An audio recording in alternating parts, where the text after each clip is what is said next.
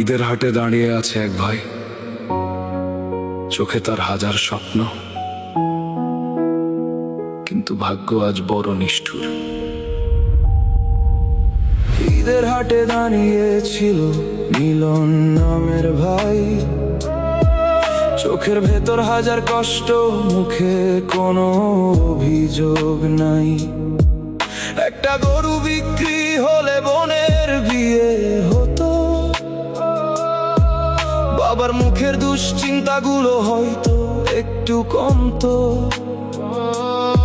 সারাটা দিন কেটে গেল, কেউ নিল না খবর, ভাঙা চোখে সন্ধ্যা নামে, বুকের ভেতর ঝড়। হাটের মাঝে দাঁড়িয়ে থেকে নীরবে শুধু কাঁদে, স্বপ্নগুলো হারিয়ে গেল মানুষেরই ভিড়ে।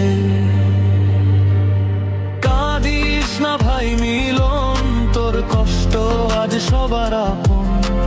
ধর্ম নয় মানুষ বড়, এই কথাই হোক আজ জীবন।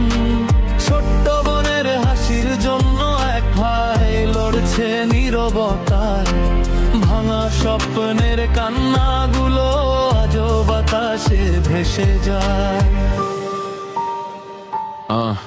অনেক মুসলিম মানুষও গরুটি কিনতে চেয়েছিল, কুরবানির নিয়তে তারা হাত বাড়িয়েছিল, কিন্তু পথে ভয়, গরু যদি আবার কেড়ে নে কেউ, টাকা হারাবে, অপমান হবে, বুকের ভিতর ঢেউ। তাই শুধু মিলন নয়, অসহায় ছিল সবাই। ধর্মের নামে কেন আজ মানুষ এত ভয় পায় ভাই? একদিকে বোনের বিয়ে, অন্যদিকে আতঙ্ক। এই সমাজে গরিব মানুষের স্বপ্ন কেন এত ভঙ্গ? কিছু স্বপ্ন খুব ছোট হয়, তবুও ভাঙলে শব্দ অনেক দূর যায়।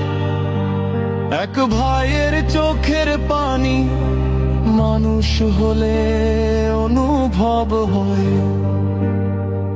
একটা গরু, একটা স্বপ্ন, একটা পরিবারের কান্না।